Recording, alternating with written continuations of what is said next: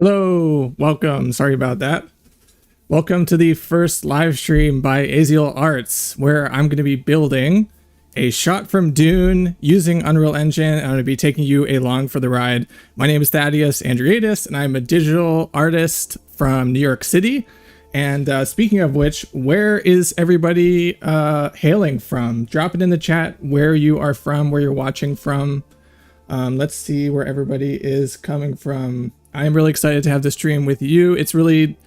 I apologize for the technical difficulties I may have. This is literally the first stream I've ever done on this channel, but I think it's going to be a fun time because we're going to be just building, making some stuff, and I'm going to be taking you with me through my process, and you can ask questions as I'm going, and we're just going to keep it super chill, super low key. But let's see. Give everybody a moment to drop in where they're coming from. But this live stream is going to be brought to you by my online course, which is called Unreal Engine Filmmaker, which is actually a collection of courses, which is going to be all you need to really get you from zero to making your first Unreal Engine film. And I'm actually going to be giving away to one of you a free lifetime access to this course package at the end of the stream, so stay tuned for that. But let's see here. Ooh, we got Portugal. Oh my gosh, that's awesome. Brooklyn, New York. That person must be close to me. Austria. Wow, that's awesome. I would love to go to Austria and Portugal. Those are both really beautiful places. All right. Let's get to it. So I'm going to jump over to Unreal Engine. Like I said, this is really just a process stream, so I'm going to be making mistakes, solving problems, doing my best to build this shot from Dune, and I'll just take you along for the ride. So this here is the shot that I'm going to be building, and Dune is probably one of my favorite book series growing up.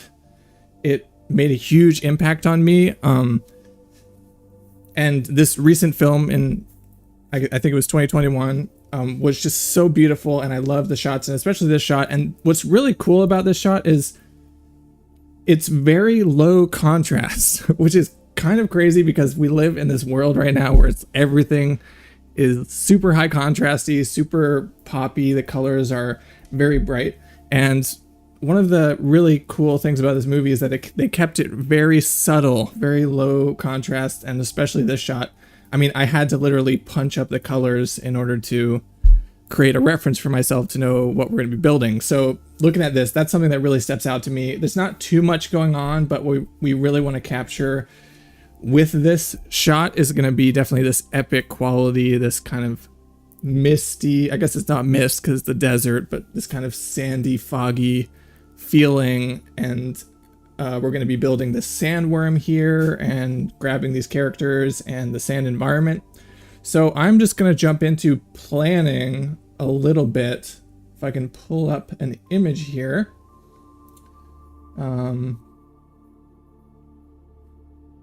This is an image I made for myself to use as a reference because it's much higher contrast. Let me switch over to my working view here.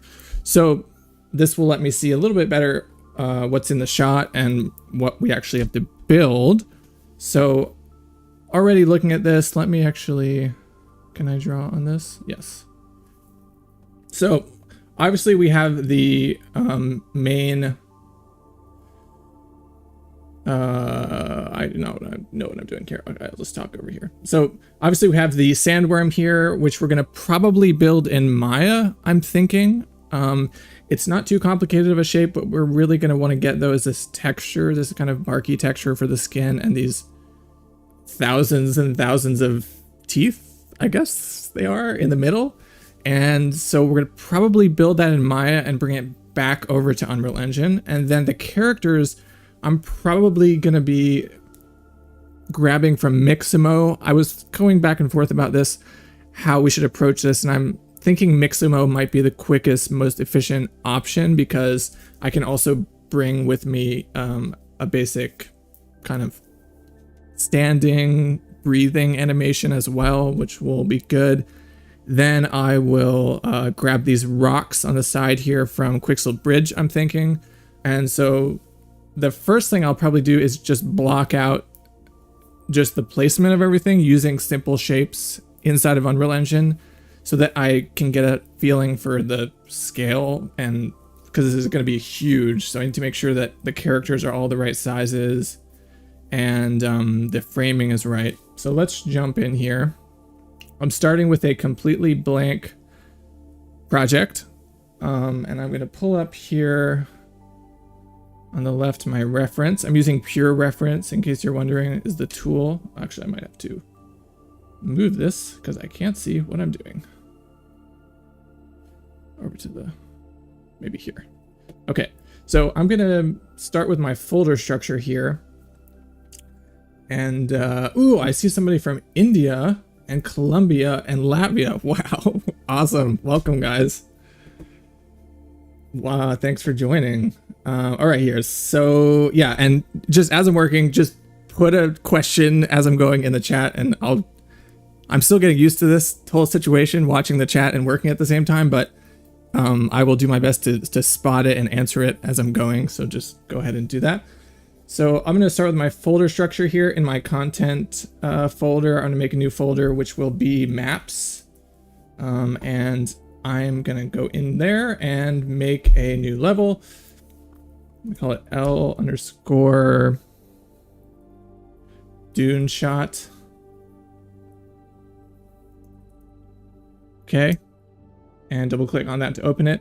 There's a reason I don't use the standard map that Unreal Engine opens with, and for some reason when I render these things out, it actually it doesn't render correctly. It doesn't recognize the camera, and I've actually noticed that on a few of the videos I've put out, people commenting about when they render out animations, it's not recognizing the camera in the sequence. For some reason, if you use the map that comes and opens directly with Unreal Engine, that happens every time, and I have to copy all the stuff out of that map into a different map. Don't ask me why that happens, but I'm going to start with an empty map here, and we're going to make our lighting really quick, which will just be a starting point. So I'm going to come up here to window and come to the environment light mixer, and let's see here. I'll create the skylight, atmospheric light, and atmosphere. We are not going to be using clouds, but I will create a height fog. All right. So now we know we have lighting. Let's create our landscape. Come up here to the mode drop down and choose landscape. And we are going to just maybe make a standard one for now. And I want to, let's see here if there's any settings. I want edit layers, and I think this looks good. So maybe I'll hit fill world. Yeah, that looks good. Hit create. Give it a minute.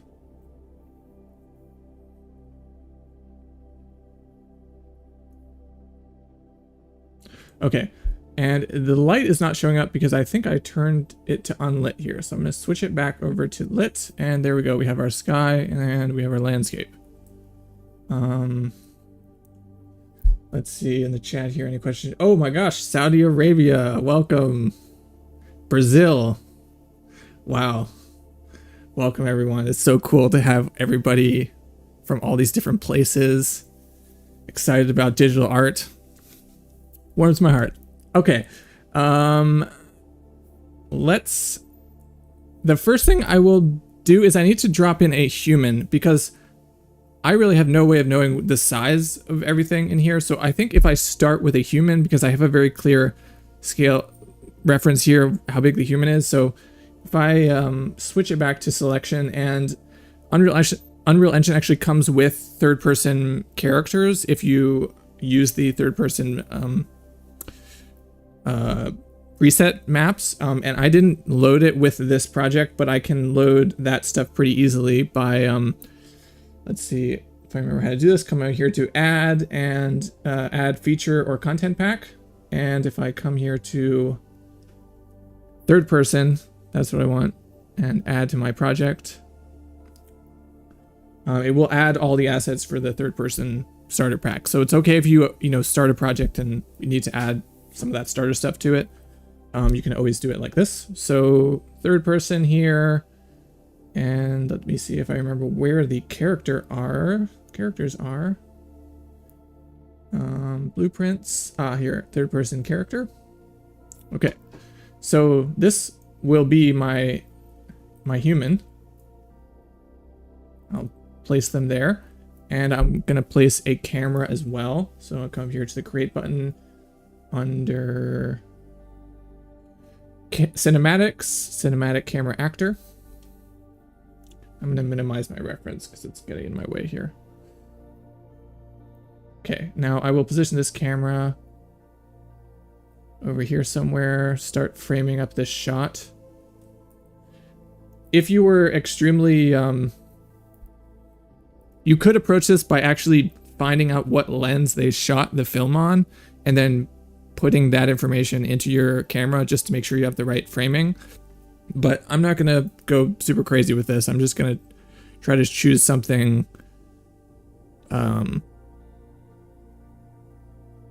I'll just probably stick with the film camera here, and I will actually look at this and attempt to I'm gonna attempt to see if I can tell what camera lens they were using. I'm guessing it was pretty wide. There looks like there's some warping happening in the horizon in this rock. So I'm guessing they probably are using a pretty wide lens here. So we will do that as well. So I'll come up to my camera and let's try 25 for the focal length. We'll see how that works. All right. Pull up my reference again. And I want to position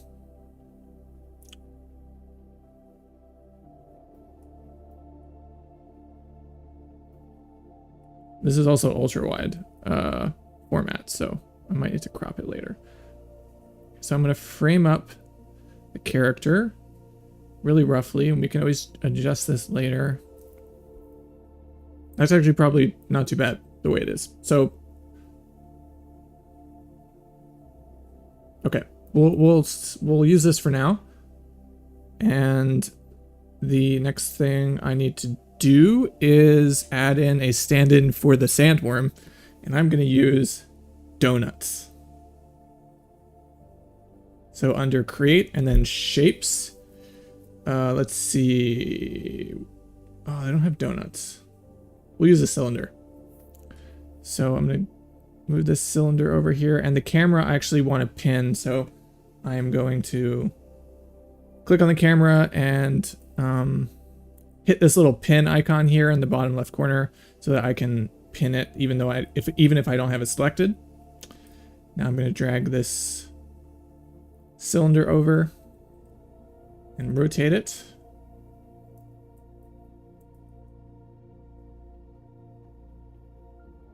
So we really want to make it big here, okay?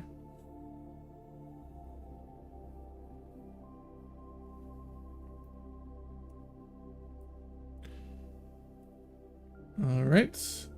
I'm guessing the sandworm's pretty close to him. Yeah, maybe something like this.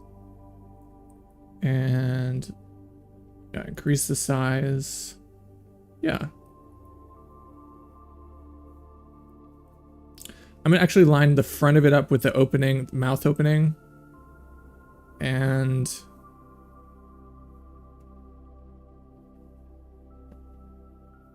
I actually can't see, so I'm gonna move the directional light here so I have some shadows. Okay. And I'm gonna turn off snapping in my rotation. Okay, so maybe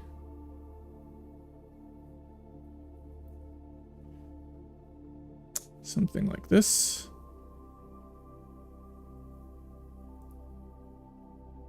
And then I'm just gonna take this shape and then duplicate it a few times just to make the rest of the sandworm's body, because I'm going to use this as a reference later and export it into Maya so I can see the exact shape and position of the sandworm when I'm making it. That looks about right. Cool. Yeah. Gonna save.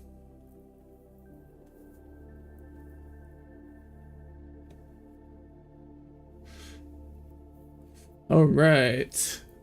So next we'll add a little bit of shaping to the ground, and this doesn't have to be final, but I want to start to get the composition of the ground. And I mean, looking at this reference, it's not like lots of rolling dunes. That's what I imagine that it is in the background, but from this position, it's kind of more like these little smaller hills. So I think I can achieve a similar look to this by just adding some noise to the landscape and then pushing and pulling some areas to kind of create some of these hill-like shapes. So let's do that. I will move this over here.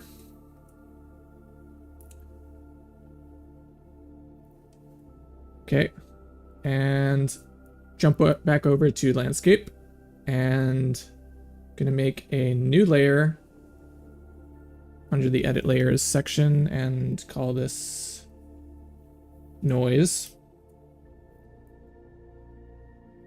And I'm gonna choose the noise option here.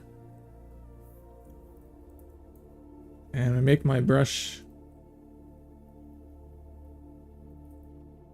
pretty huge.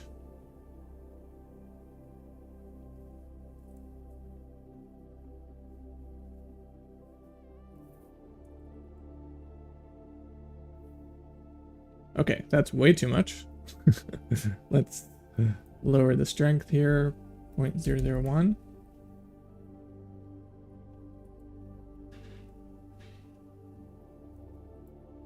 All right, I'm freezing. Cool.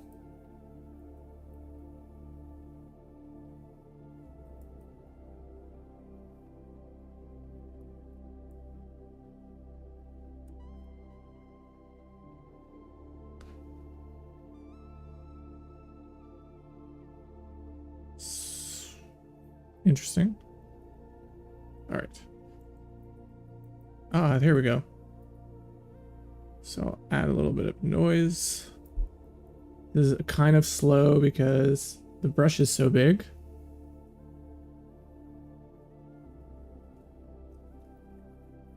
And this is giving me some nice high frequency noise, but I also kind of want some larger noise, so I'm going to increase the noise scale here. Something like that, maybe. And maybe increase the strength slightly as well. Yeah, there we go.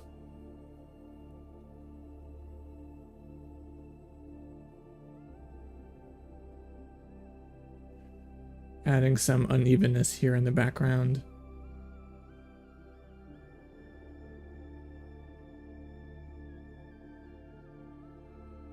Okay, and I will make a new layer. Call it mountains, or maybe just hills.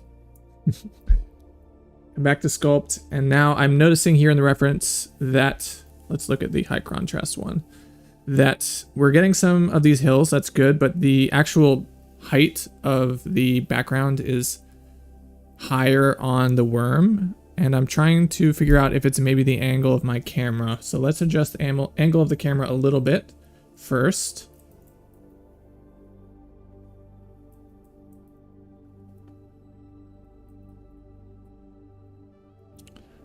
Slow my camera down a bit here.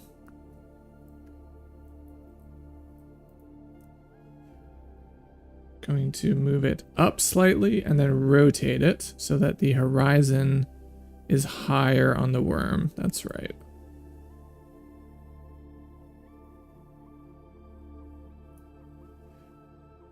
You can see it kind of cutting right across the middle here. And probably this worm needs to be a little lower as well. So I'll select my cylinders, lower it slightly. And the sand is really bunching up around the worm here. So we'll switch back over to the landscape and sculpt, make our brush size much smaller. Increase our strength a bit. And there we go.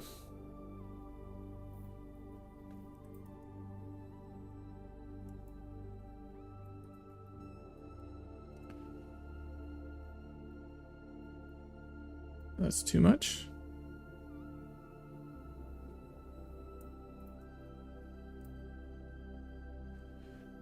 Okay, let's look at our reference again. We're starting to get there in terms of shape. I'm noticing the camera should probably be a little bit closer, so we'll jump back over here. It's funny how much this is really just about figuring out what was actually there on, well, it's not on location, but the actual distance of things based on the shape of the landscape, position of the worm. Looks like my character is now floating.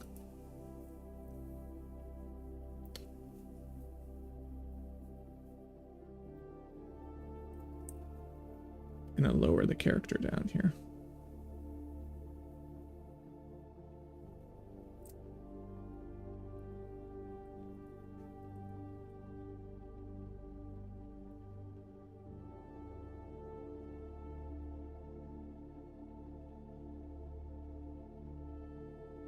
Okay, and lower the sandworm a little bit.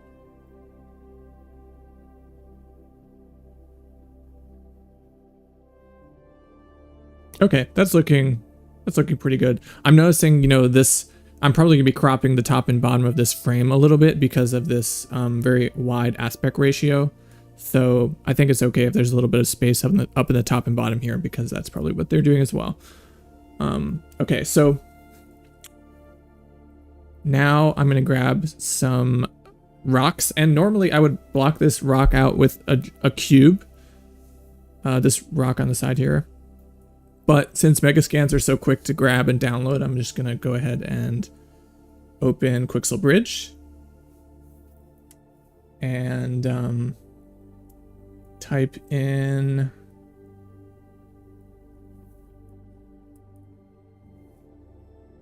actually, I think I'm gonna go to they have a collection here that might be useful. If I come over here, 3D assets.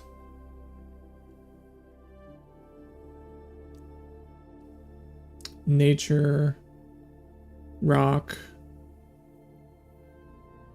sandstone, I believe. Yes, here we go. So I'm just going to look for something that's roughly the same shape as this. Actually, this looks like it might work.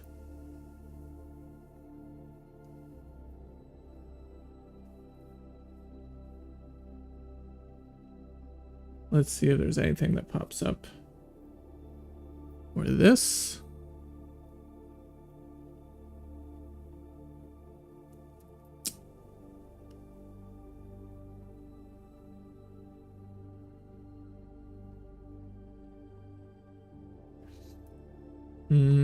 Yeah, I'll go with that, the first one that I saw here. Oh no, where'd it go? This one. Okay, and I will... Oh no, I have to log in. Sorry, give me a second. Okay, so I'm gonna choose high quality to download. I'm gonna go ahead and hit download. And then add. And now I can drag this directly in. Let it load for a minute. Okay. So this is gonna be closer to the camera. And I'll increase it in size a bit.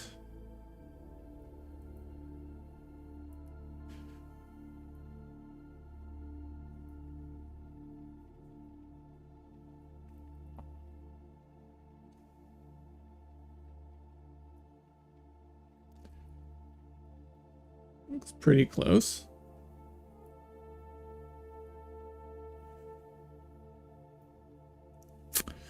Okay. Push my camera a little closer here.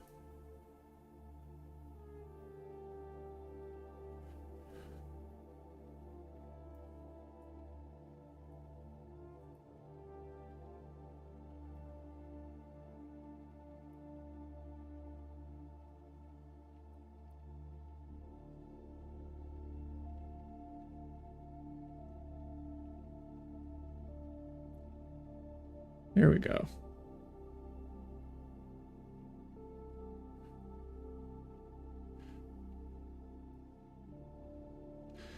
Okay, so we got that in there.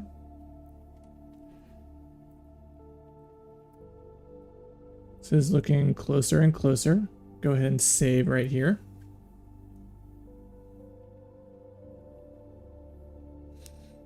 All right.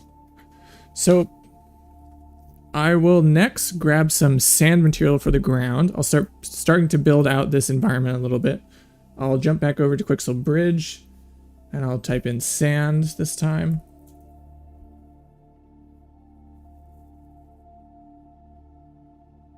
Look for a sand that feels similar. Maybe I'll type in desert.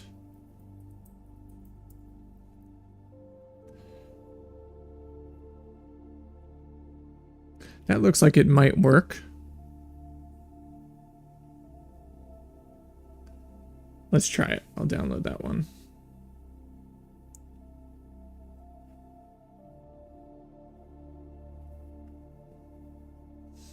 And you can't drag it directly onto a landscape for some reason. Landscapes are a little peculiar that way. You need to come over and click on the landscape itself and drag it into the material input on the sand there.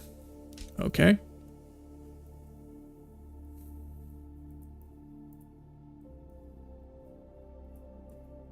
Cool, and I'm gonna jump into the material itself and mess with the tiling.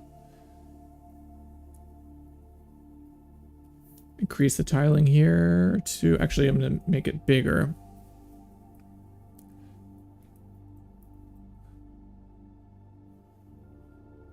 We have some repeating patterns here, but I'm gonna see with the new, if we update the lighting a little bit, if that still is present.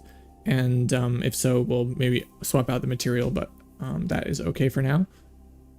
Again, I'm trying to kind of like build everything up together a little bit because it's really easy to get stuck on just one part of the image and spend like all of your time on that. And so I'm trying to like bring everything up gradually together.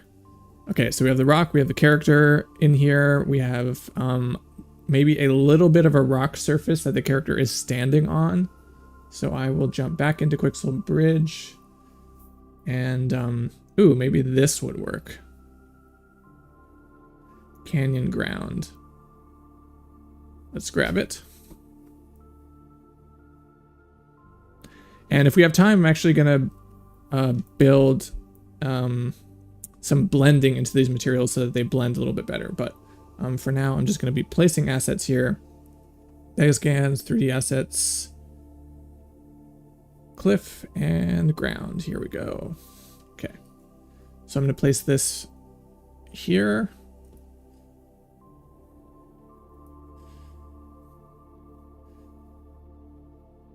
And rotate it till it kind of lines up with the ground roughly. Again, like I said, I'm going to be blending this a little bit better later if we have time, but this is probably good for now.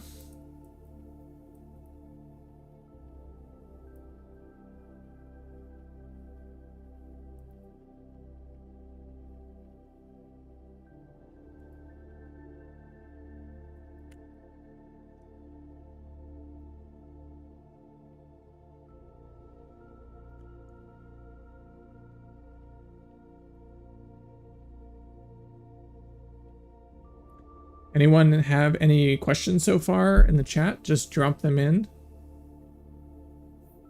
Everybody following with me here?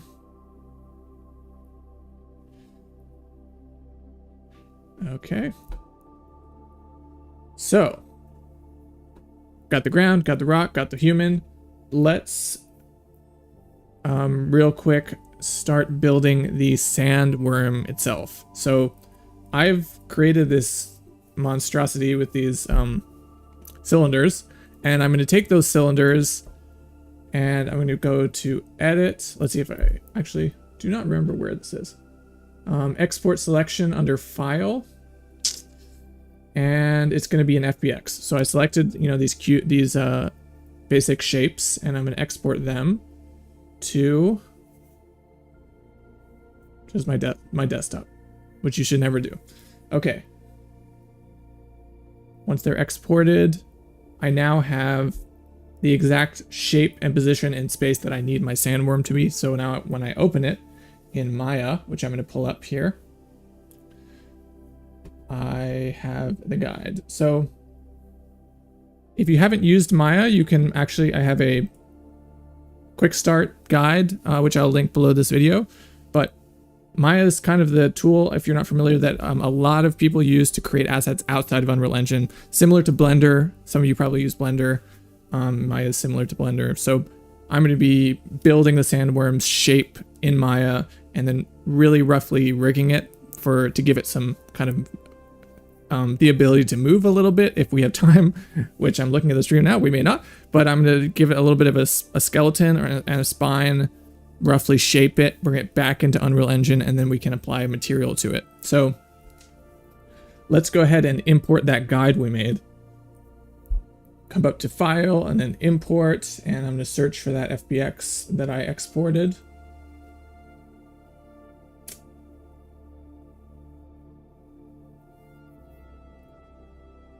And it's probably going to be huge. So if I zoom out here, yeah, it's very huge. And I will select the camera, which is my perspective camera. And these little kind of shimmery things are happening because my clipping planes are built for a smaller scene. So this is real world scale, so it's going to be super huge.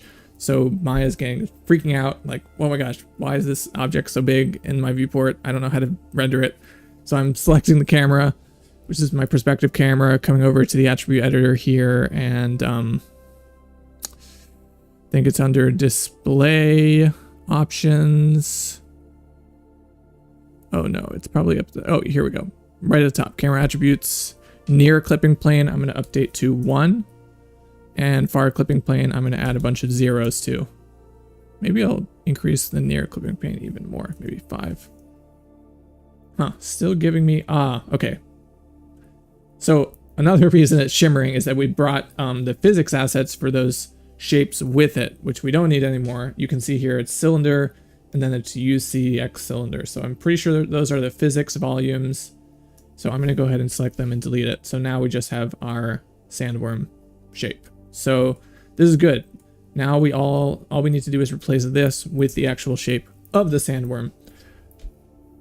I'm going to start with another cylinder. So first I'm going to combine these so that they don't I don't accidentally click on them as much. I'm going to make my new cylinder.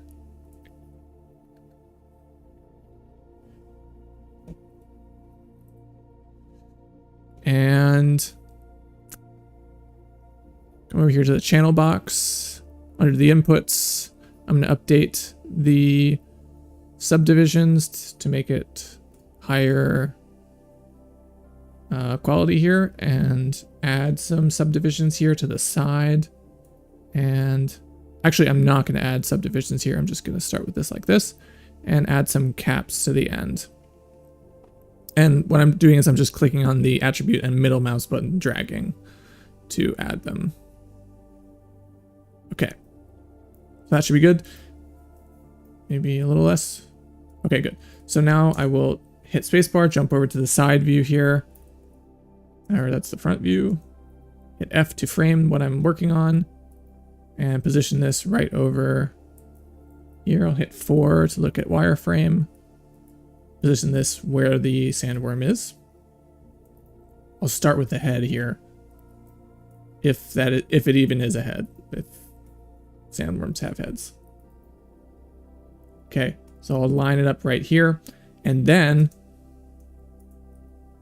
I'm going to select the faces by right-clicking, switching it to face mode.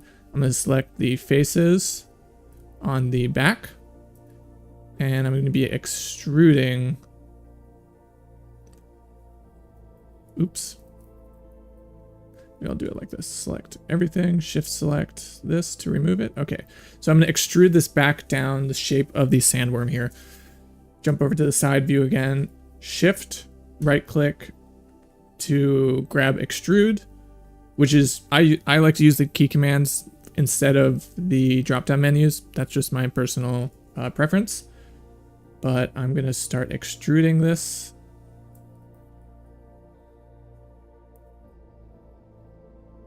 I can hit G to use the tool that I've just used again. So I can keep going. G. Just extruding this over here.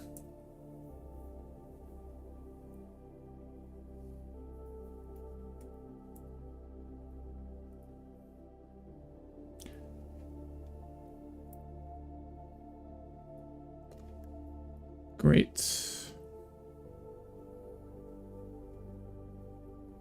Okay, that's going to be our general shape.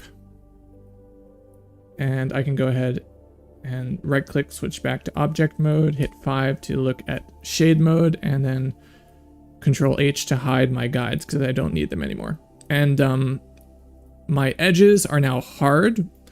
Each polygon surface has edges, and it has a attribute for whether or not the edge of that polygon face is hard or soft. And if you've imported models into Unreal Engine and you found them to have like very faceted hard edges, that could be because you are sorry, I think I just unplugged my monitor. Okay, you'll find that the edges are faceted because they weren't smoothed correctly in your 3D package that you were using on the asset. So I am just going to right click, select the edges here, and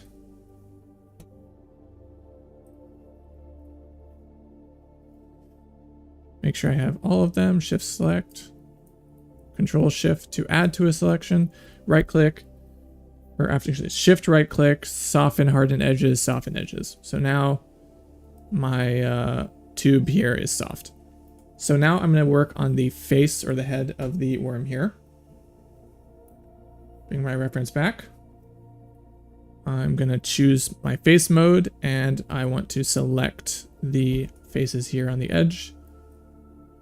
Actually, I'm going to right click, choose edges here, and pull this back first.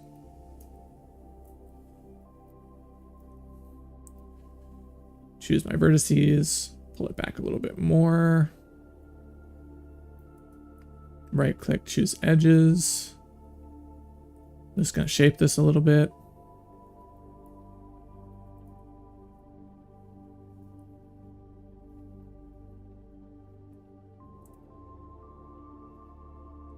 Okay.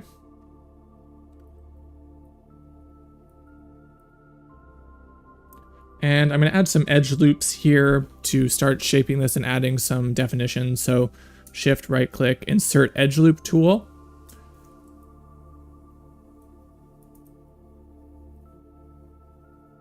Drag that out, start smoothing it. I'll do it again for the edge here. And shift right click, soften harden edges, and soften this edge so that it looks smooth. There we go. Starting to, looks kind of like a Mario pipe.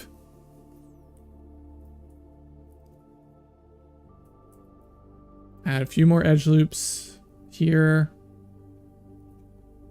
and here. And then maybe a few more on the edge here. Okay.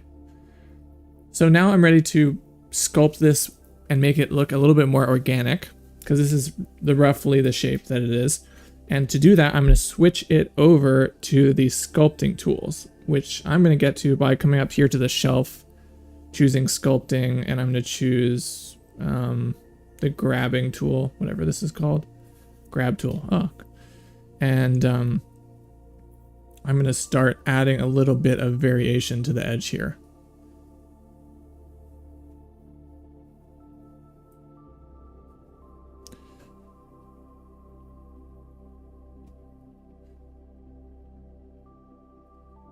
And I'm just following the reference, roughly creating this shape here. It's actually pretty close. Nice. It doesn't look so menacing without the teeth. Okay, and this is looking pretty good. I'm noticing though the edge here around the outside is kind of sharp. So I'm going to double click on this edge here and try to add a little bit of sharpness to it. Actually, I think there's a sculpting tool here I can use to pinch the edges. Pinch tool, there we go.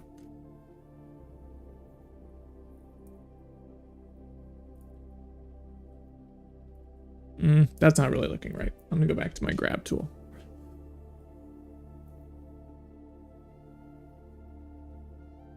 I'm just gonna pinch these shapes a little bit, and don't worry about the smoothness, because we can go ahead and add a smoothing pass over top of this.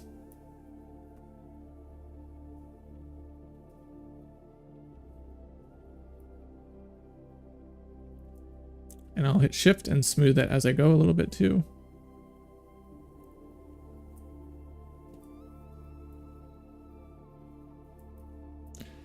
Okay, it's looking better.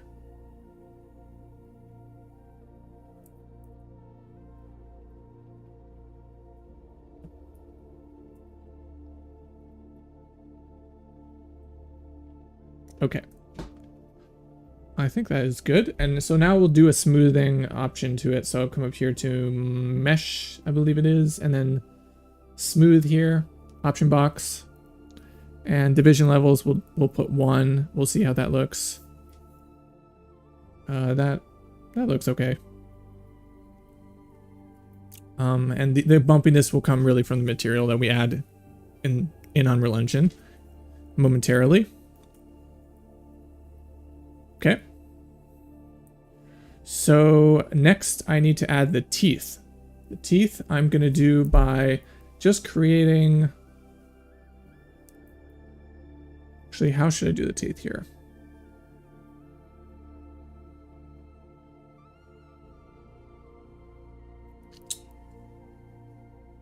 Okay, I have an idea. So I'm going to actually use a mesh network here to try and duplicate the teeth all the way around and give it a kind of a natural look without doing basically hand placing all of them. So the thing I need is a surface in order to use for that duplication. So I'm going to take this and duplicate the head, hide the old one, and just grab the faces that the teeth should be coming out of, which I'm guessing are these.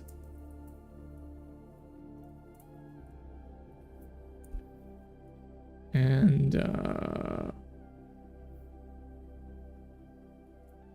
does that look right?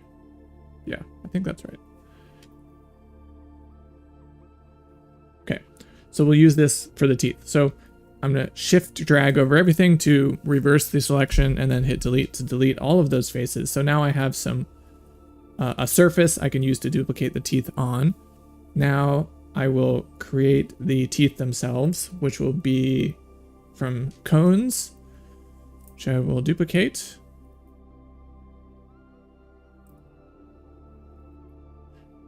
And there's going to be a lot of these, so I'm going to keep them fairly simple in geometry.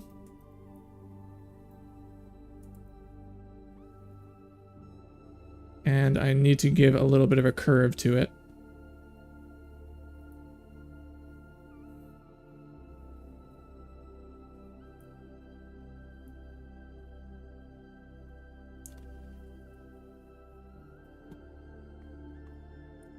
And keep it, you know, kind of not too uniform.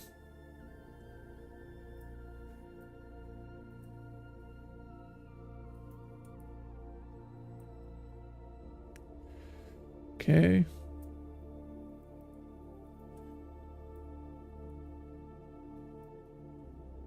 That's pretty good.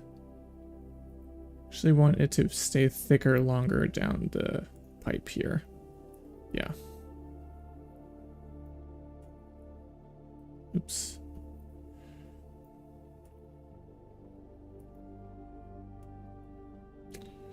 Okay. And we'll extend this up a little bit.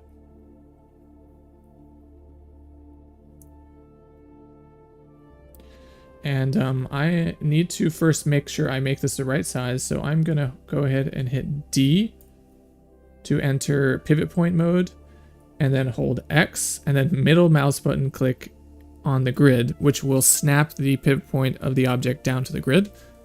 Hit W again to change back to translation tool, and I'm gonna move it over here and just try it out and see if it roughly looks like the right size.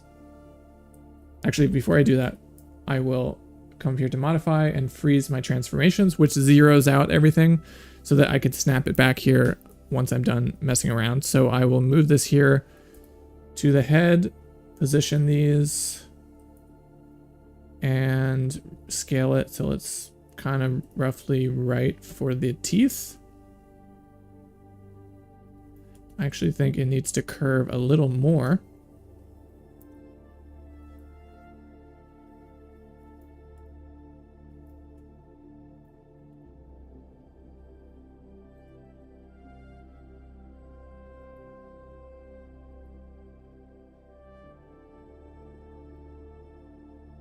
There we go.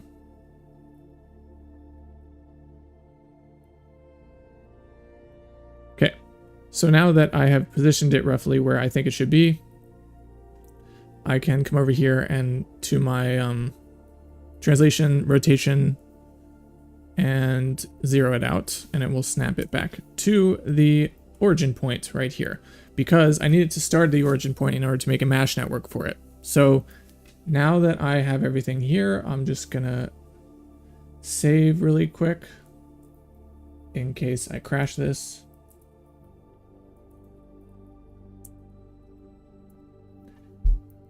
And I'm gonna delete the history on both of these objects. So I'm gonna come up, select them, come up to edit, delete by type history, which is always a good thing to do.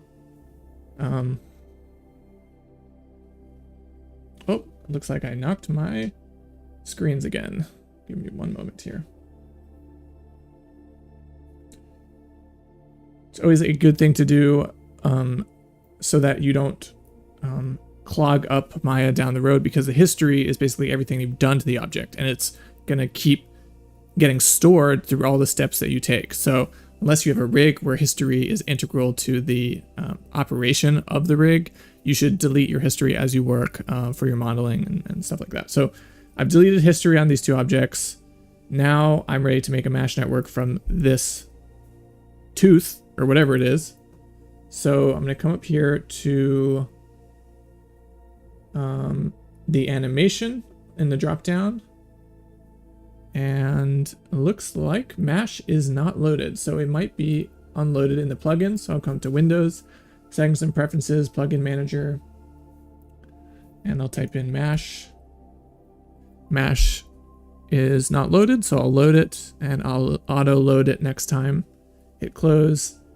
Now we should have a mesh option up here. So I'll click on it, create mesh network with this selected. And you'll notice it kind of duplicates these right away. So I don't want that. So I'm going to click on make sure I have mesh selected, come to the attribute editor, and under, let's see, I have not done this in a while. Under the distribute option, I'm gonna choose a distribution type and choose mesh. Okay, so now I need to add an input mesh. So I'm gonna middle mouse button, what is this called? Cylinder 2. A middle mouse button drag the cylinder 2 into the input mesh, which is gonna suddenly make it, oh, I see a question here from Carlos. Yes, you can absolutely still model this, what I'm doing here in Blender. They're fairly similar in function, Maya and Blender. So yeah, it's just whatever 3D package you're comfortable with. I'm personally pretty comfortable in Maya because that's my background. But if you're more comfortable in Blender, you can probably use a very similar approach to how I'm making this. And then the same thing is gonna happen. You're just gonna take it, export it as an FBX, import it into Unreal Engine as a skeletal mesh, which we'll do in a moment, and then you'll have it. So good question, Carlos, but yes, exactly the same process. Okay, so I now have these starting to duplicate along my surface here. I will increase the points and I'll bring it all the way up maybe to 500. We'll try that. It's starting to look sandwormy. And the method is, I'm actually going to switch it. This checkbox that says use face area will give me a little bit more of an even spread. Oops. So I'm going to check that on, and let's see, we want to add some random rotation. So I'm going to come back over to the Mesh tab here and add some, where is it here? A random. So I'm going to click on random, add random node.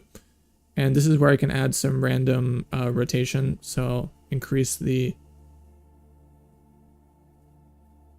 kind of mess with these rotations actually until I get something that kind of looks similar to the reference. Starting to get there. Come back over to the distribute and let me see if there's any settings I need to adjust here. Oh, I think not. I think I just need to increase them.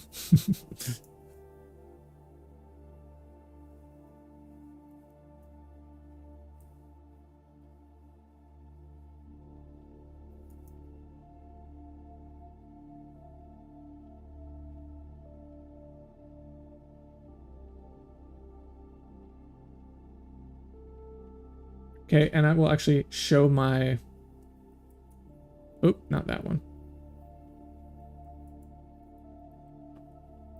I should name these. Show my sandworm shape here.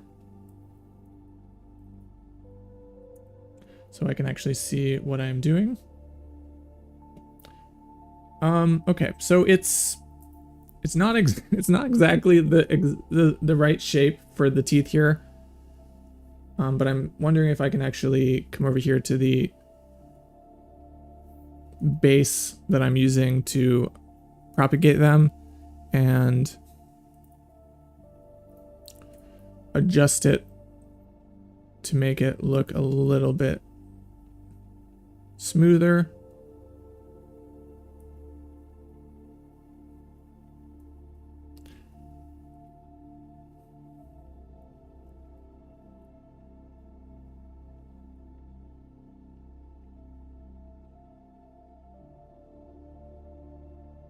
Okay, that's a lot better.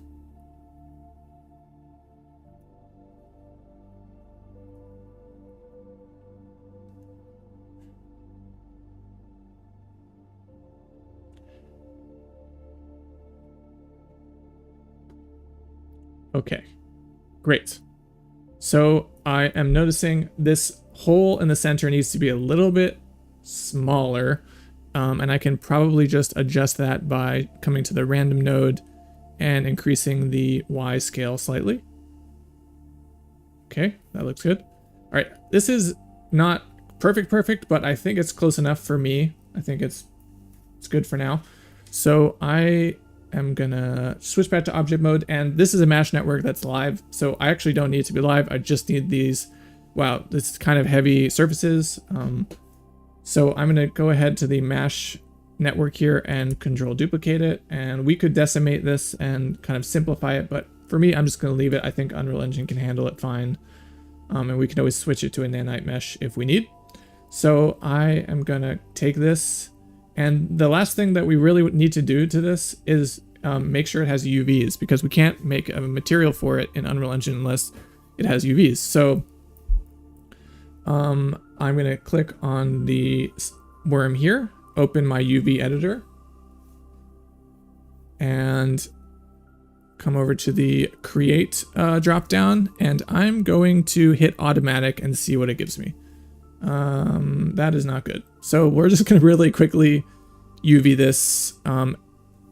When you're UVing, the first thing that I like to do is, again, edit, delete by type, history. Then I like to modify freeze transforms so that it's kind of a blank slate. I like to do a planner from the top, or yeah, let's do it from the top, or actually the side is probably better. So we're basically projecting UVs from the side. Now we just need to come in here and cut it up slightly so it knows how to unwrap.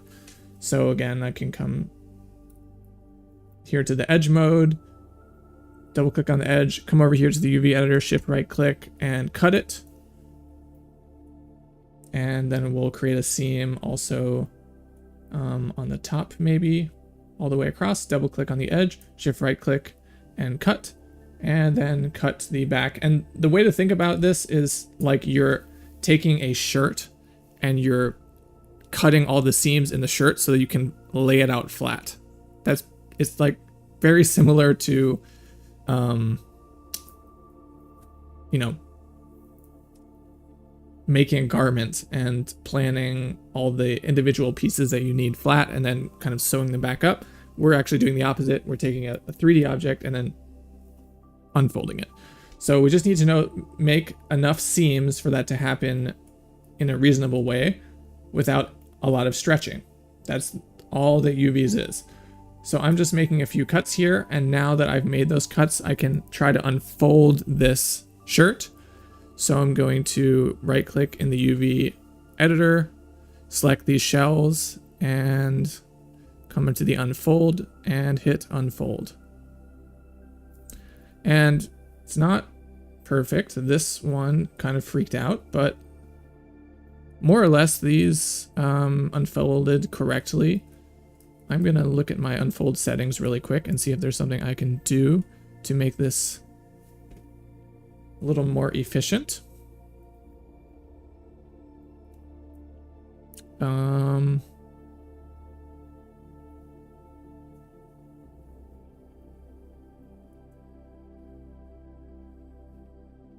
Looks like no.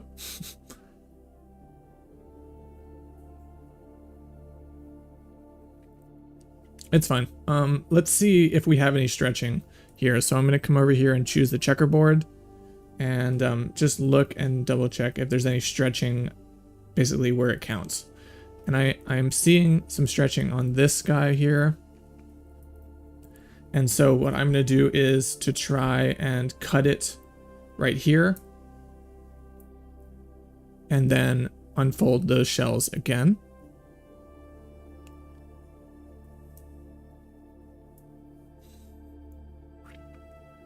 This unfold is not working too well, but that is okay. This might be good enough for us now.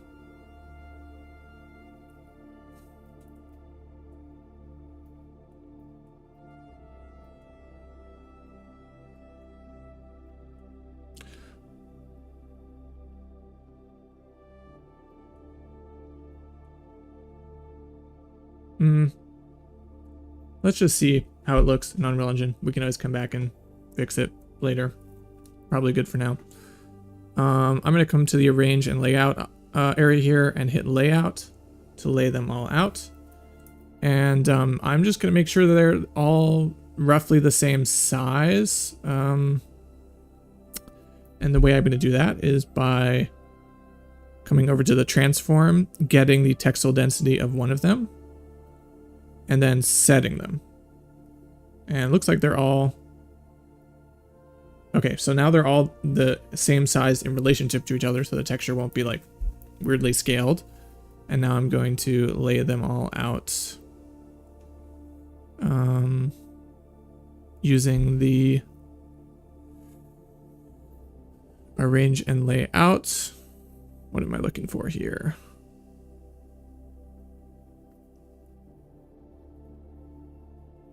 Layout, here we go. Okay, so now that we have these roughly okay, we're gonna go ahead and do a super quick rig with the teeth.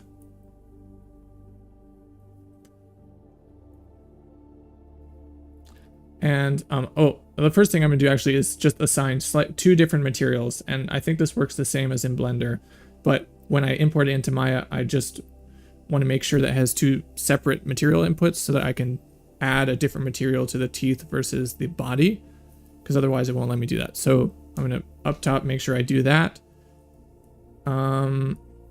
Close my UV editor, jump into the side view here, come to the rigging drop down, choose skeleton and create joints, and I will just make a joint chain that's roughly the shape of this head here. And I'm going to come up to the display options, animation, joint size, and increase the joint size here so that I can see them a little bit better. Maybe 30. It doesn't let you go above 10. Oh, there we go. Okay, so now I have my joint chain, and I'm going to select my geometry and shift select the joint chain. And I'm going to come up to skin, bind skin, option box, and make sure my settings are reset. Probably the default settings will work fine. Hit apply and close. And now I have a little sandworm to animate. Okay, so this is just in case we have time to do some animation later, which I'm guessing we don't because it's already been an hour. So I'm gonna go ahead and export this back into Unreal Engine, and then we can get to doing some lighting.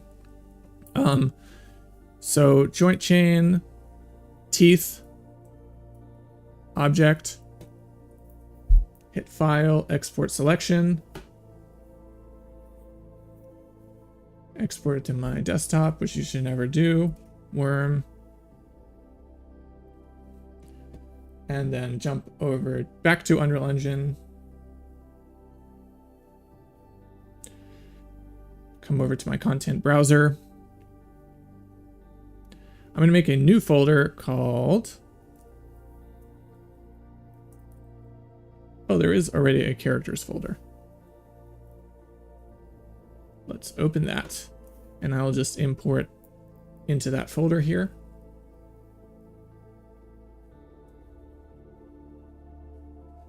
Worm, all right. And I want it to import as a skeletal mesh. Import the mesh, and there are no animations on it at the moment, so we will not check that on and hit import all. Give it a moment to import.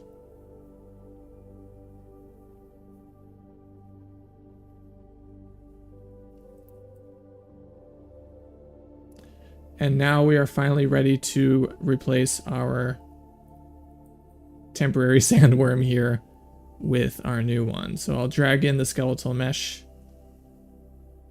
And if I zero it out, it technically should be in the exact right place, which it is. Good. So now I can come to the cylinders, delete them, and whoa, we have our sandworm. That looks awesome. So let's start grabbing some materials, and I'll probably just do a rough lighting pass because probably probably the materials will change based on the lighting that we use. So it's probably a good idea to start trying to get this lighting first, and then we can jump into and instead of looking through the camera here, I want to actually make a new folder, call it sequences. Oops, that did not work.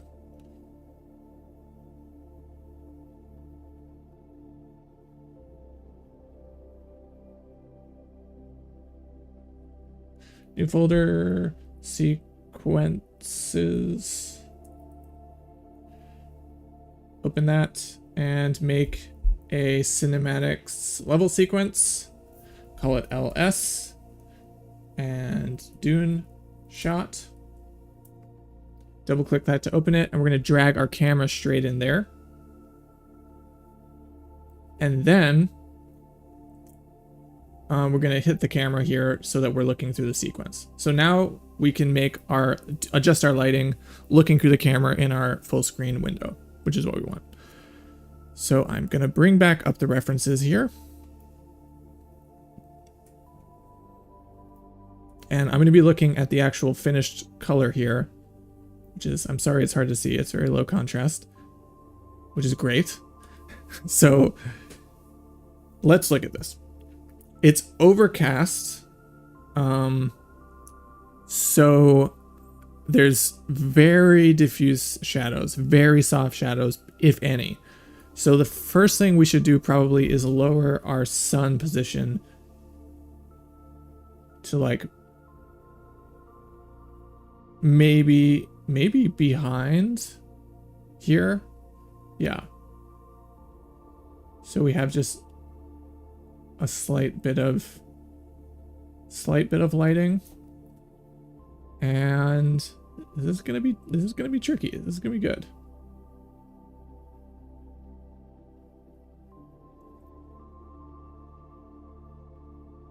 No, it's like no lighting like this. Barely any sun. Okay. So, and let's increase our fog. Grab the fog. And I'm going to switch it to volumetric. Scroll down here. Check on volumetric fog. Increase the fog density. And I'm trying maybe input 1.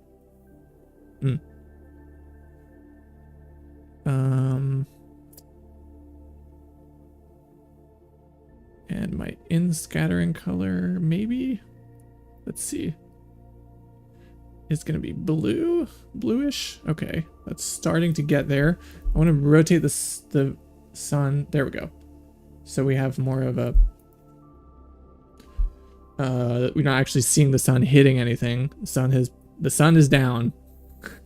We might need to use a softer light or something to light this from the skylight instead of that sun, because the directional light is really not looking like the way this shot looks. So we really need our fog to be strong. So we've increased the intensity.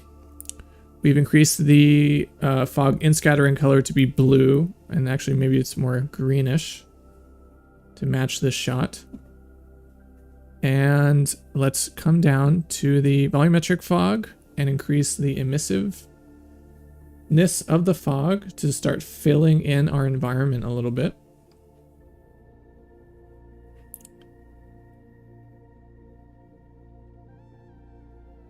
It's like that bluish greenish. There we go. That's starting to fill things in a little bit. And maybe I'll lower the density here because it still looks a bit much.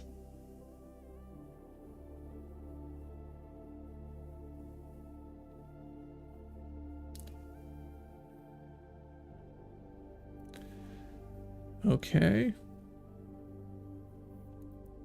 Okay, what next here? I'm trying to use the emissive properties of the fog to mostly light the scene. I don't know how well that's going to work. Like, there's such subtle light in this shot here.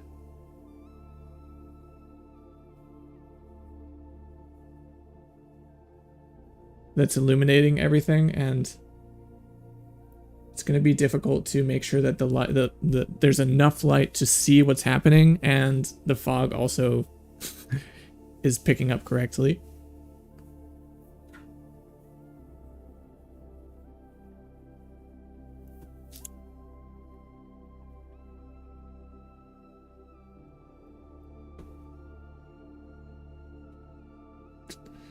Okay.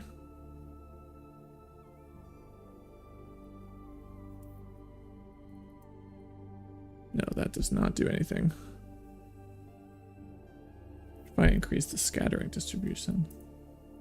Nope, does not help. Okay. So I might actually just add a... Oh, maybe if I can come over here to the sky light.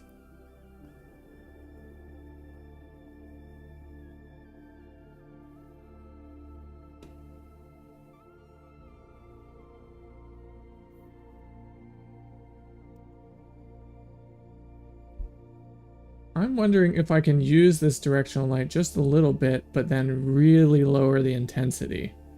So I can get some light to catch some of this stuff, but still keep it very minimal. Let's try it. Okay, I'll lower the intensity of the directional light to 1.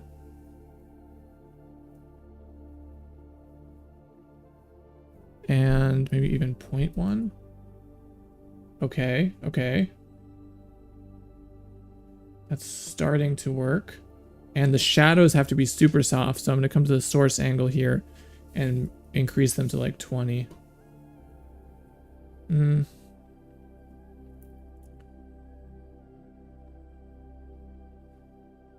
Okay, that's looking closer.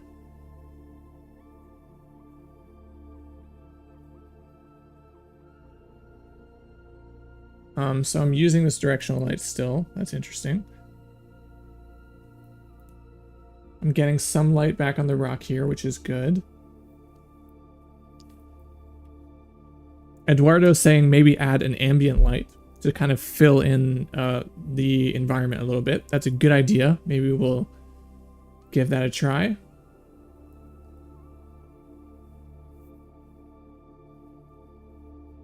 Eduardo, do you mean a like an area light, or do you mean more of a skylight when you say ambient light?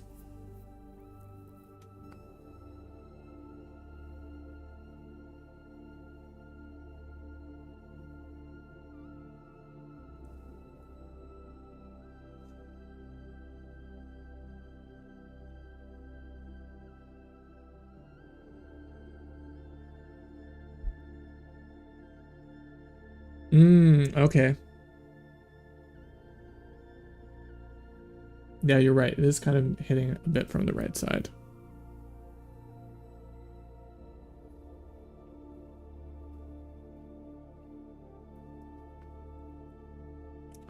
Let's see how it looks with an area light. Maybe we should just give it a try. Rectangle light.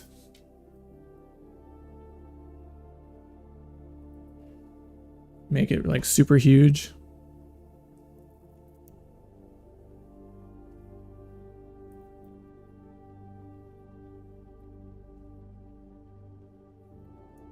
Source heights.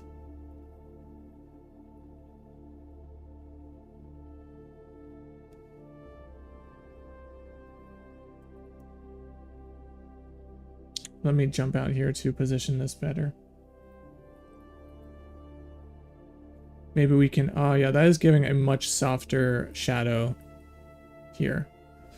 Maybe we'll try to use that instead of the directional light.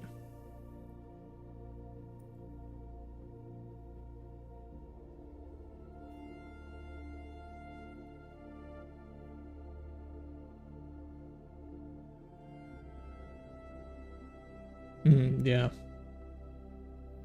Good thinking.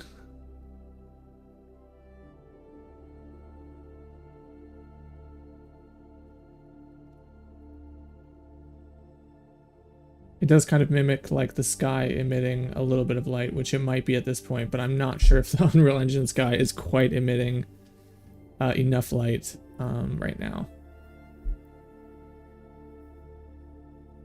Okay, that is actually really helping.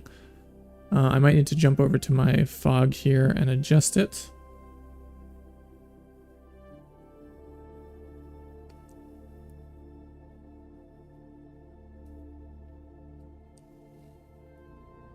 And I will increase, or I'll adjust the color of this light to match our color scheme here.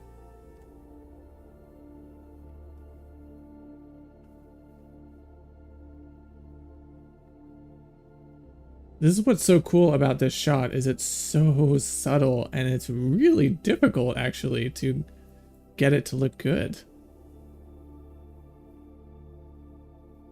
Okay, it's a little, I'm not quite getting as much nuance here in the background, but let's leave it here for the moment so I can start adding material to the sandworm and bringing this up. So grab sandworm, come up to Quicksilver Bridge, and I'm gonna look for, it kind of looks like bark to me, honestly. So I'm gonna see if I can find like a bark-like material that might work as the skin.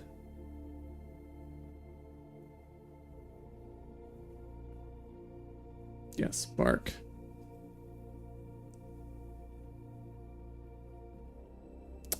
Oak, let's say. Oak bark. It kind of looks like this to me. Let's download it and try it.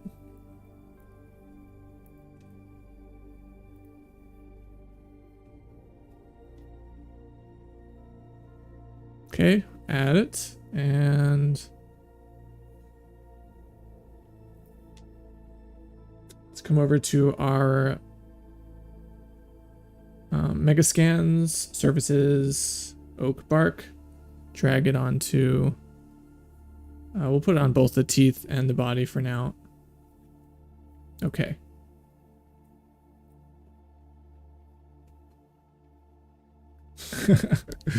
It looks pretty close, actually. Maybe I need to add a little bit of brown tones to it. Let's open the material. See, maybe if we tiled it twice.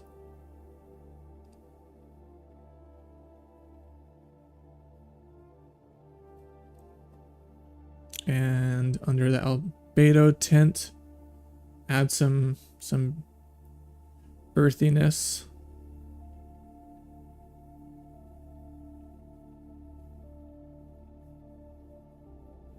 And maybe brighten it just a little bit so we start to see it. Oh, that's too brown.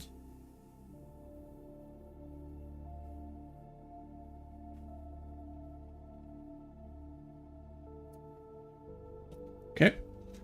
And the teeth, I will probably duplicate this material, make a new version of it for the teeth.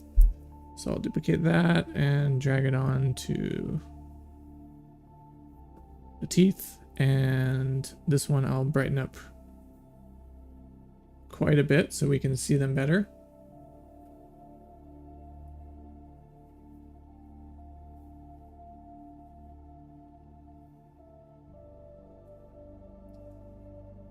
Okay. And I feel like there's some specularity here on the teeth, which is why they're kind of picking up the highlights and then getting darker as they hit the outside here. So I'm going to try to see if I can add some slight mess with the roughness here. Lower the max roughness to 0.5.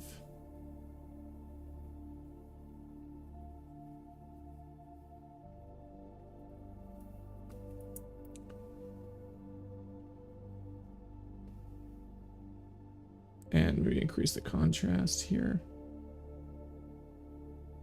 Okay, that's feeling closer. Okay, let's jump back into our sequence.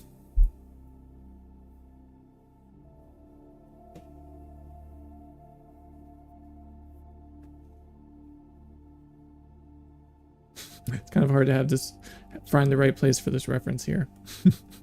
Okay. So one final thing here is we need to grab our character.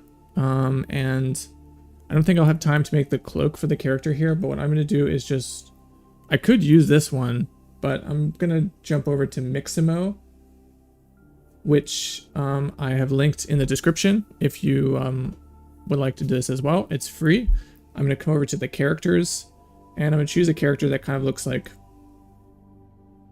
the characters from Dune with their still suits on. I think this guy actually looks pretty close to what they're wearing. So I'll go ahead and hit download for him. And I also am going to grab an animation. So yeah, I'll download with T-pose as an FBX. That's right. Download, and that'll download an FBX that I can import into Unreal Engine. I'll hit find animations, and what I just want is an idle. So if I type in idle, or actually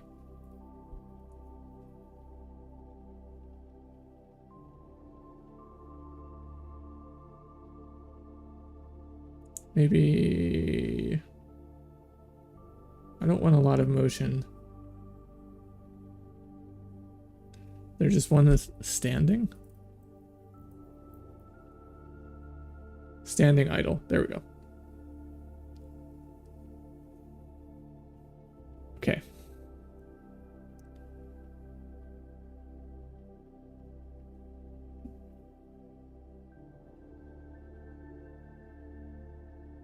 I don't actually like the position of the legs here. It's not very, let me look at the reference. Oh, I guess it's pretty close. Okay. So let's go ahead and hit download. Oh, maybe this will bring the rig with me, so I don't need the other one, but let's see. With skin, 30 frames per second. That's good. Download. All right. While that is downloading, jump back into Unreal Engine. Come over to my characters. Right click. Actually don't right click. Let me move this. Hit import, and I guess it's going to be in my downloads. Actually, where did it download to?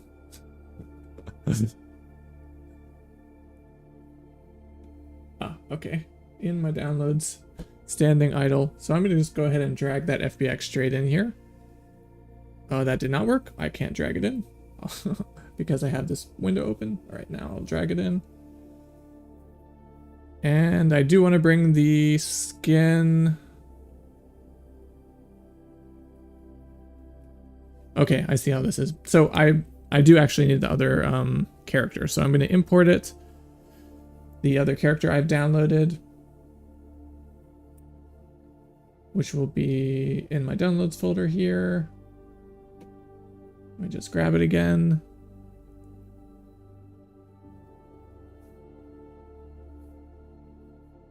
Okay.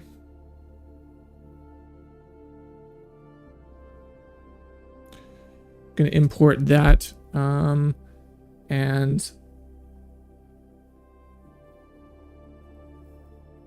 I don't want it to attach to an existing skeleton because I want it to bring its own skeleton with it. So I'm going to make sure that that is set to clear. I'm going to import it.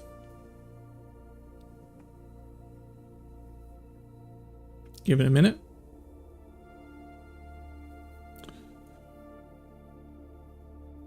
So now we have our character, which we can drag in and position where the other one is, roughly.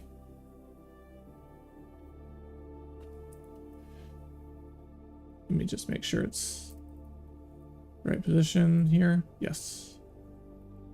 We can go ahead and delete our old one.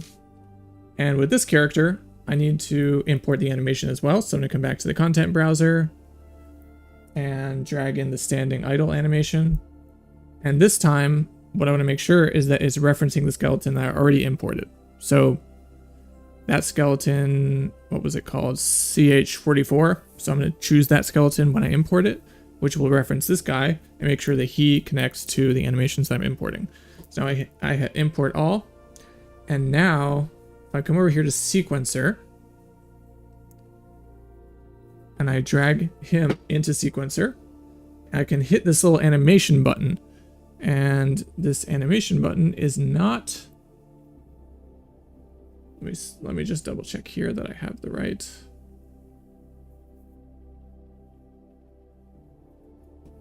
This not come in correctly? This did not come in correctly. Let's try that again. I think I forgot to check on animation. Okay, let's hit import again.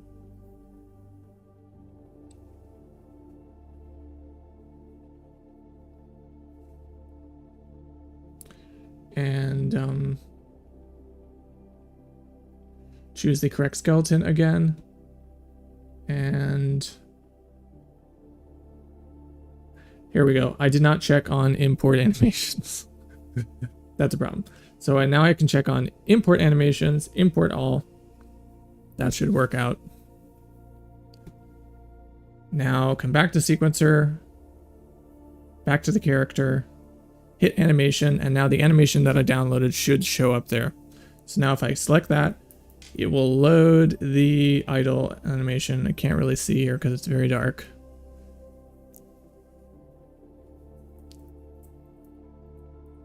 But he now is standing idly in front of the sandworm.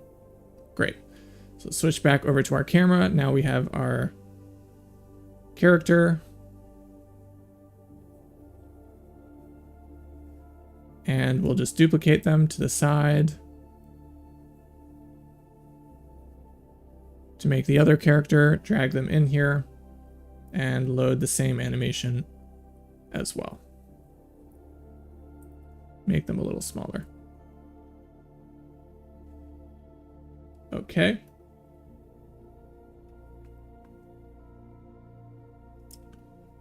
So we are pretty close here. Something I want to do is I want to emphasize the mouth of the sandworm. And the way I'm going to do that is by creating a plane, moving it into the mouth of the sandworm here. And actually, I'm going to make a material for it first. Material is going to be a surface shader. Duplicate or open this material, hold down 3 and click in the empty space to create a black color. Plug it into emissive color, and I'm going to switch, if I click on the card here, switch this over to the shading mode to unlit. Now it will be a completely black pool, basically, and I'm going to move that back into the mouth of the sandworm to give it that extra inky blackness.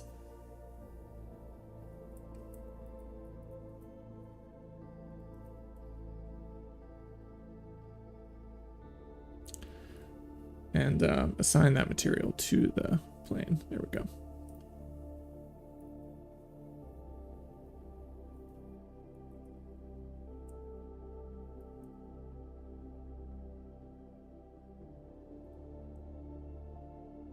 There we go. Jump back over to our sequencer. That's good. That adds a lot more like pitch blackness to the head. Okay, so let's choose a few last things to do here. What I will probably tweak this lighting a little bit. I'm not liking how harsh the edges here up here at the horizon are, so I'm going to come back to the exponential height fog. Man, the fog, exponential height fog takes so long to tweak and get exactly how you want it to look. So I'm gonna increase the fog density here. Maybe I'll increase the height a little bit. Mess with these two things till I get something somewhat how I like. Lower the brightness, make it a little bit greener. Lower the fog's max opacity slightly.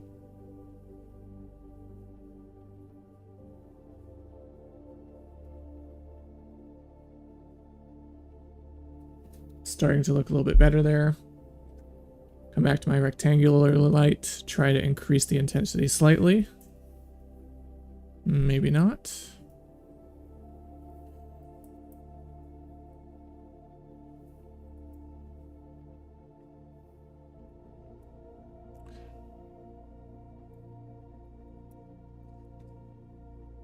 Maybe I'll try angling it a little bit. Yeah, I agree. A more guy, it's probably, if you like tallied up all the hours I've spent on project, it's like half of it fog. It's just so hard to know what which exactly which of these many attributes you have to adjust to get what you want. I think it's kind of like a feeling thing you get over time, but sometimes I'm just tweaking endlessly. I'm not even in the fog. So I feel like we're close. I feel like we're getting close here. I feel like there is some more light where the characters are, so I'm almost wondering if we should add another light just to add some light to them.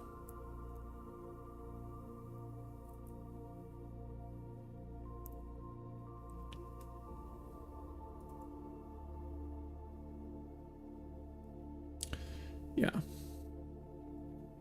Just add a little bit to highlight their area. Yeah. Cool. And I'll create that the same bluish, darkish color.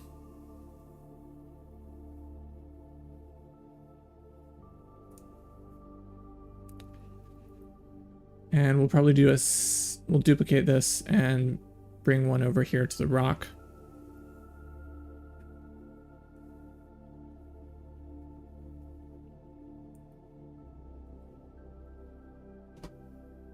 Lower the intensity. Just a little tiny light.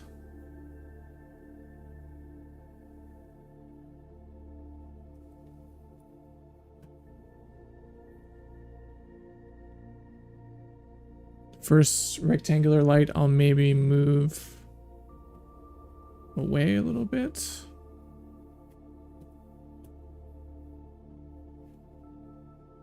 Yeah. And then add some more specific lights to the, yeah, maybe I'll just add it like that. That's good. And now I can come in here with the smaller lights and light up the worm just slightly in a few areas. Which is like the top here.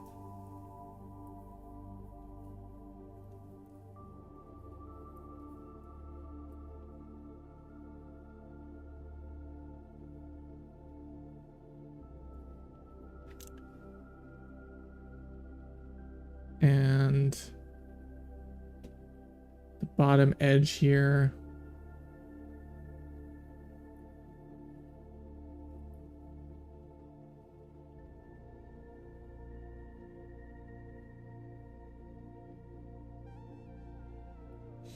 Lower the intensity.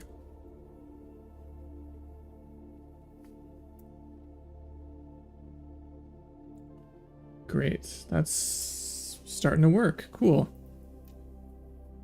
I need another pool of light on this side, so I'll... Oops. Come drag this light over here. Add a little bit of light.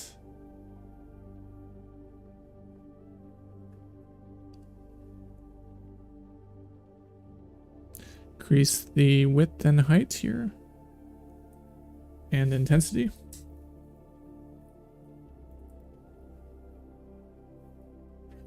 Up it to 12, 13.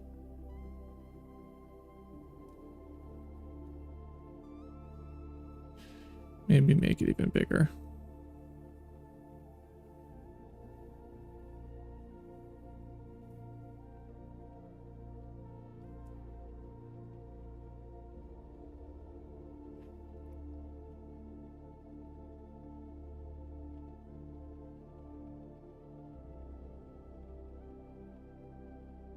There we go. Just a slight light for this ground area.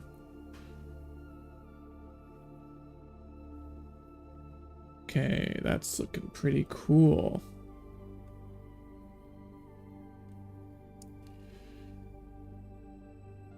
And I'll probably do one for the other side here as well. Yeah, because we have this slightly lighter area down here, so I'm gonna have this light be like that. Okay. And looks like the rock is a little more illuminated, so we'll figure out what was the light for this rock. This one here. Increase that intensity a little bit.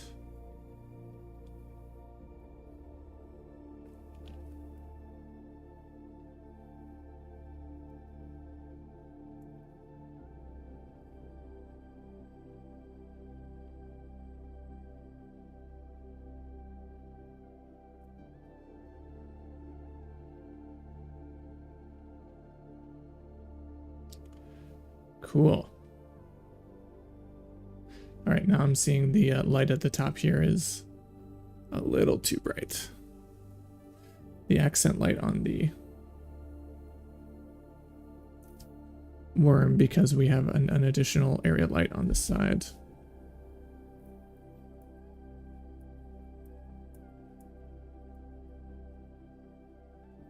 Which we don't need anymore. Okay. The skin of the sandworm is looking a little bit too reflective now, so I come over here to the roughness, min roughness, and increase the min roughness to 0.5.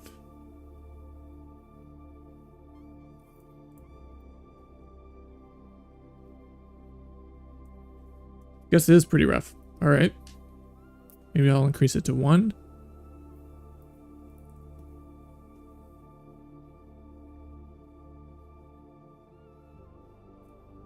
Okay, I think that's good enough.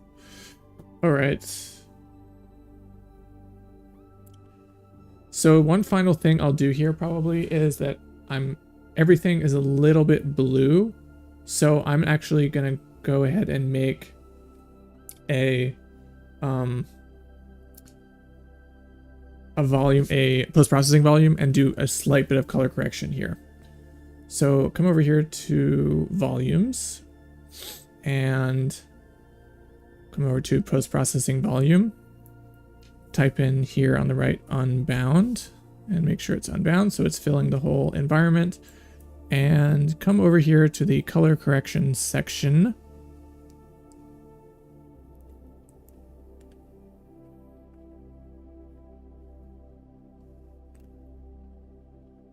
Just all the way down at the bottom, I believe. Type in color. All right. Okay, so we want to lower the saturation of everything a little bit. Yeah. And then maybe we'll add a slight bit of gain in the blue-green direction.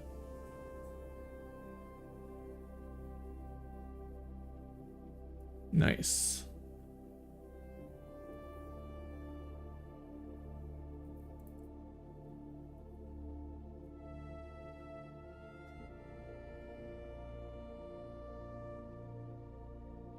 Yeah, that's looking pretty close, actually.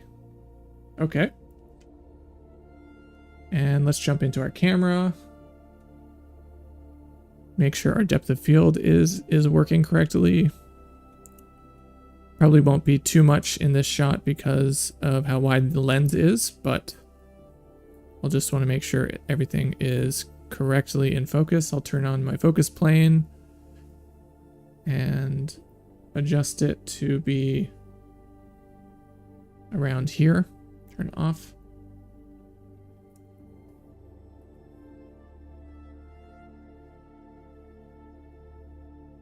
And maybe do some slight focal length adjustments here.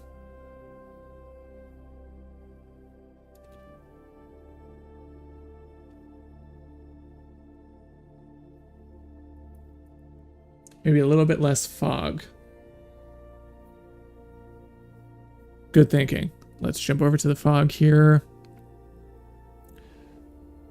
Lower the fog density a little bit.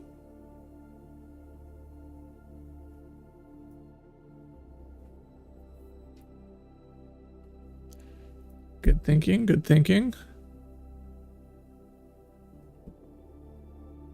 Maybe I'll lower the fog max opacity slightly. And increase the in-scattering color slightly so that the sky stays a little bit bright, like the reference here. Awesome.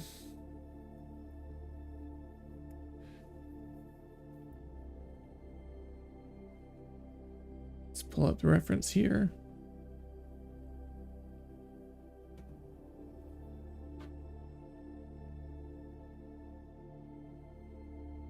Feel like the teeth might be a little bit too bright.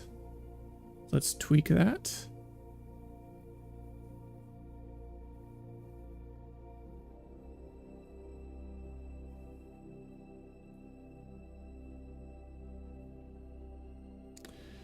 But then they need a little bit of accent light, so we come back here, add a little bit of accent light here.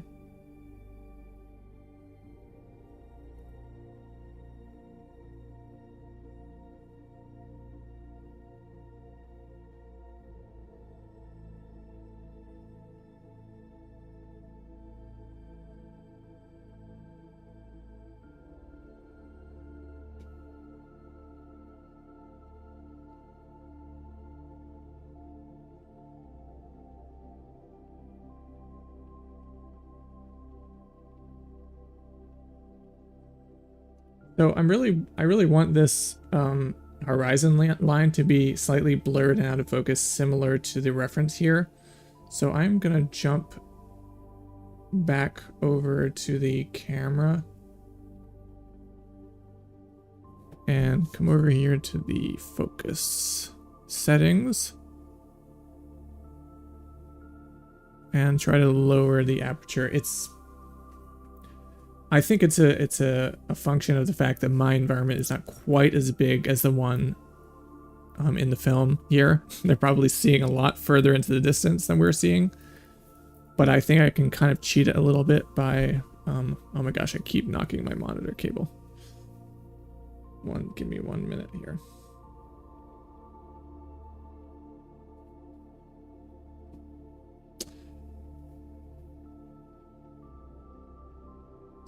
Here we are. Okay, so I think I'm going to try lowering the aperture, but I need to make sure that my minimum f-stop is low enough, so I'll make it 0.1. This is unrealistic for a camera, but I think we can try and, ooh, there we go. Maybe 0.3, 0.2.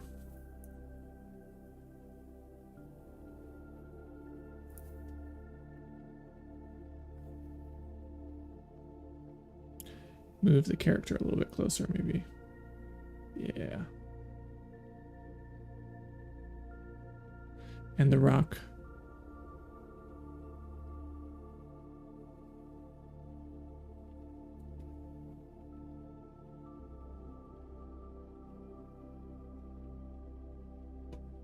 So now it has some slight depth of field.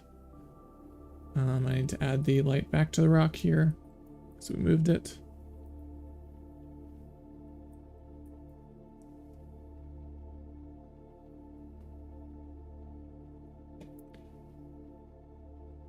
I'm gonna hit G to kind of look at it without overlays.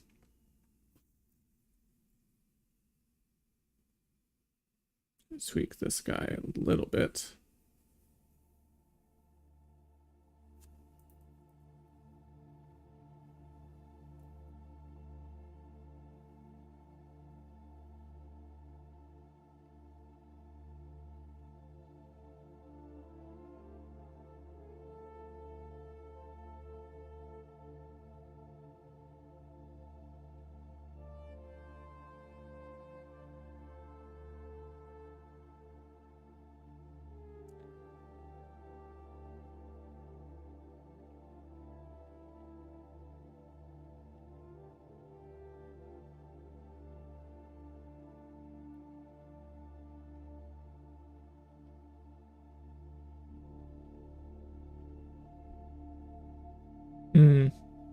I hear you about those teeth, yeah.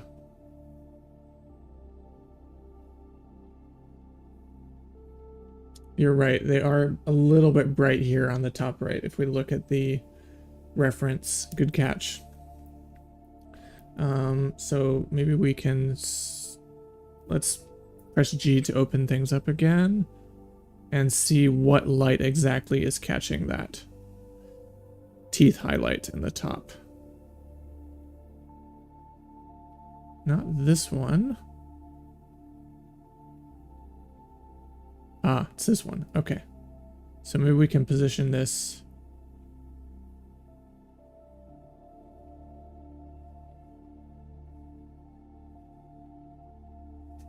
Yeah. It's probably kind of hard to see on the stream here because we're getting pretty subtle with some of these adjustments.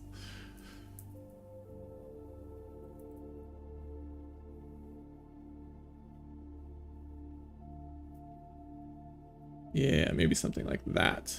There we go. Good idea.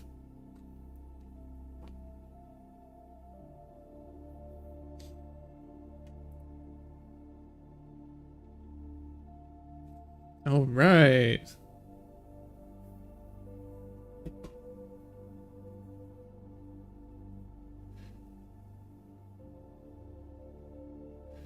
Okay, I think we're gonna leave it there. This has been a really great stream.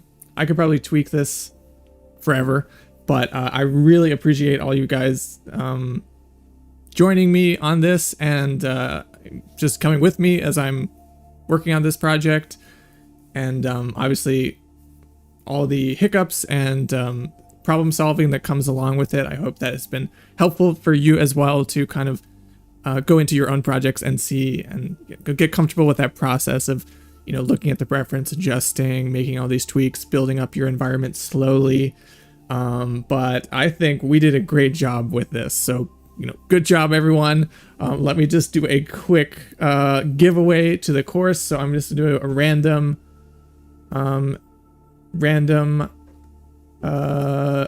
here, random drawing here. Give me one moment. And the course goes to Carlos Rios and AFS. So you are the winner of my online course. All you got to do is come over to the email I'm putting on screen here now and just send with the subject line I won to info@azielarts.com. Thank you so much for joining me. And those of you, I will be doing these streams again. Those of you who are interested in getting another crack at winning this course, I'm going to be doing some other live streams similar to this about process, and I'll be giving away a course at each one. So congratulations, Carlos, and just email that info@azielarts.com and I'll get you hooked up.